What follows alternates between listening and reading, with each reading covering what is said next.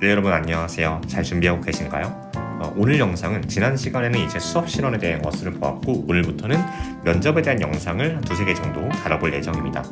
그 면접 대비 영상 첫 번째 시리즈로 제가 작년에 시험을 준비하면서 면접을 준비하면서 고민이었던 것들, 그리고 궁금했던 것들, 그 다음에 제가 만약 올해 준비를 했다면 궁금할 만한 것들을 합격자 그리고 현직에서 근무하고 있는 교사의 입장에서 답변 드리도록 할 예정입니다. 답변해 드릴 수 있는 것을 한 5가지 정도 요약을 해서 여러분들이 준비하실 때 참고하실 수 있도록 가져와 보았습니다.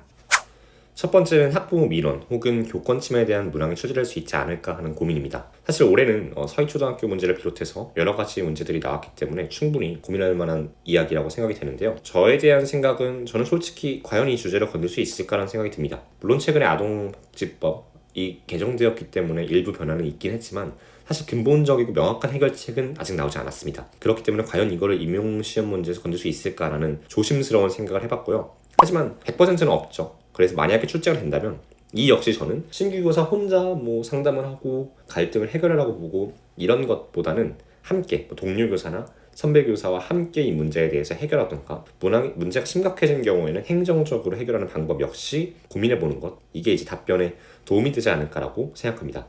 두 번째는 만능 틀, 그러니까 내 답안에 교직관을 포함하는 것에 대한 질문인데요. 대체로 이제 면접 책이나 혹은 다른 분들의 영상, 면접 준비 영상을 보면 거의 모든 답변에 이제 교직관을 포함하는 경우가 많습니다. 저는 어떻게 했냐면요.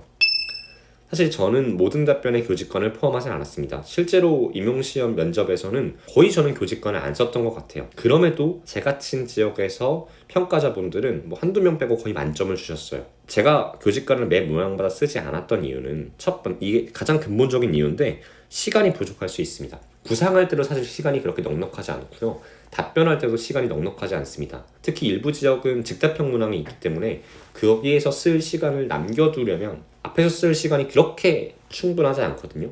앞에서 구상형에서 다 써버리면 즉답형 10초 넘고 2초 넘고 끝나버리면 그것에 대한 점수는 날려버리는 거잖아요. 그런 상황이 발생하면 안 되니까 저는 사실 시간 부족의 문제 때문에 이를 쓰지 않았고요. 그리고 매 문항마다 이것을 포함한다면 뭔가 다소 인위적으로 보인다? 그래서 저는 자연스럽게 하기 위해서 굉장히 일부에만 썼던 것 같습니다. 하지만 기출에서 여러분들이 이미 보셔서 알겠지만 교직관 자체만을 묻는 문항이 나온 적이 있습니다. 그렇기 때문에 이러한 문항에 대비하기 위해서 자신만의 교직관을 명확하게 하나 정도 설정해 놓는 것은 굉장히 필요하지 않을까라고 생각합니다. 세 번째는 제가 사용한 어떤 답안의 틀, 이것을 이제 소개해 드리려고 하는데요. 만능 틀까지는 아닙니다. 그냥 답을 할 때 썼던 형식적인 틀이라고 보시면 되는데 이 4가지입니다. 첫 번째로 저는 3번은 교권 침해 혹은 학교 간의 갈등에 대해 묻는 문항입니다. 저는 이러한 갈등 상황에 대해서 땡땡이라고 생각합니다. 이렇게 답안을 말해드리고요. 그 다음에 그 이유는 다음과 같습니다. 첫째로 이러이러하기 때문입니다. 둘째, 이러이러하기 때문이다. 저는 이러한 이유들로 인해서 이런 문제에 대해서 땡땡이라고 생각합니다. 이러한 형식을 항상 매 문항마다 거의 써서 답변을 했던 것 같아요. 그래서 좀 더 통일성도 줄 수 있고 구조적인 안정감도 줄 수 있기 때문에 이런 것들을 하나 개별적으로 만들어 놓으시고 사용하는 것, 그리고 연습하시는 건 굉장히 추천해 드리는 바입니다. 네 번째로 3번과 사실 이것은 비슷한데요. 제가 매 답변에서 지켰던 또 답변의 구조가 있습니다. 3번보다 좀 더 디테일하게 볼 수 있는데 이겁니다. 여기서 가장 중요한 것은 사실 이거예요. 주장. 맨 첫 문장에 저는 항상 주장, 그러니까 문제에서 요구하는 그 가장 명확한 답변 한 가지를 던져줬는데 2갈씩으로 간결하고 명확하게 하는 것이 중요합니다. 이 이유는 우리가 생각해보면 사실 평가자들은 같은 문항에 대한 거의 유사한 정답을 10명을 넘게 종일 듣습니다. 그런데 그들은 그 평가 중에 어떠한 말도 하지 않고요. 사실 그리고 겨울에 보잖아요. 굉장히 그 공간이 따뜻합니다. 그러면 평가자 입장에서 조금 졸릴 수도 있고 그 다음에 아차 하면 앞에서 말하는 사람의 답변을 놓칠 수도 있습니다. 그런 것들을 감안했을 때 내가 이 평가자한테 나는 지금 정답을 말하고 있습니다. 이게 나의 대답이니 이것을 가지고 평가하세요라고 넌지시 알려주는 게 굉장히 중요하다고 생각을 했어요. 그렇기 때문에 저는 모든 답변에서 항상 맨 처음에 2갈씩으로 간결하게 나의 답변을 말했던 것 같습니다. 그리고 이제 그 이후에 그 답변에 대한 이유를 굉장히 구체적으로 이야기를 하고요. 뒤에서부터 여기는 사실 필요 유무에 따라서 이제 넣어도 되고 안 넣어도 되는 것인데 간단한 경험이나 교직관을 첨언해도 좋습니다.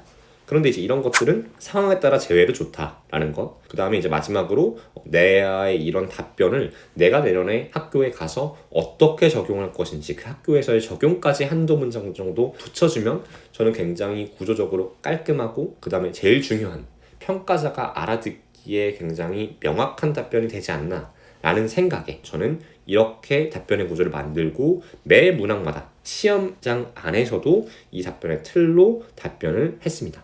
마지막으로 제가 작년에 면접 스터디나 혹은 면접 특강으로부터 이제 피드백을 들었을 때 가장 많이 들었던 이야기를 가져와서 이야기하면서 마무리하려고 합니다. 그것은 교직관이나 경험 혹은 면접에 있어서의 저의 자세나 태도 이런 것들 모두 아닙니다. 바로 답변 자체의 구조화와 간결성입니다. 사실 이것은 제가 3, 4번에서도 계속해서 말했던 것인데요. 앞에서도 계속 이야기했지만 여러분들이 연습을 해보시면 알 거예요. 문장이 굉장히 너무 길어질수록 답이 모호해지고 그에 따라서 평가자들이 정답을 캐치하기 어려우면 채점하기가 어렵습니다. 근데 우리가 이제 시험에서는 사실 긴장도 하고요. 그 다음에 예상하지 못했던 질문이 나오면 굉장히 이 부연 설명이 많아지고 내용이 길어지면서 채점하는 사람으로 하여금 이 사람이 이것에 대해서 잘 모르는구나 혹은 어디를 답으로 두고 채점해야 되나 이런 생각이 들 수 있다는 것이죠. 그래서 여러분들이 오히려 이제 상황이 급박해질수록 그리고 시험에 다가워질수록 더욱더 구조화시켜서 명확하게 답변하는 연습이 매우 중요하다는 것입니다. 면접에서는요, 아무리 잘 준비했더라도 사실 예상치 못한 질문이 하나 정도 나올 수도 있고요. 혹은 내가 시간 안에 다 준비하지 못했을 가능성도 있습니다. 저도 그랬으니까요. 그럴 때일수록 당황하지 마시고 여러분들이 계획해놨던 시간 안에 해야 될 이야기를 간결하게 전달하면 그것이 또 오히려 잘 채점될 수 있기 때문에 이것을 염두하시고 내가 연습할 때 혹시 너무 문장이 길어지진 않는지 혹은 그 길어진 것을 통해서 내가 당황하거나 잘 모르는 게 티나지는 않는지 계속해서 체크해 보시면서 연습하시면 좋은 결과를 얻으실 수 있을 거라 생각합니다. 네, 오늘 영상은 여기까지고요. 다음 영상은요, 면접 대비에 대한 두 번째 영상으로 첫째로는 올해 출제될 법한 주제 몇 가지를 제가 이제 뽑아서 어떻게 답변하면 좋을지 함께 고민해 볼 예정이고요. 두 번째는 이제 면접에서 쓸 수 있는 마지막 비장의 무기를 하나 알려드리도록 하겠습니다.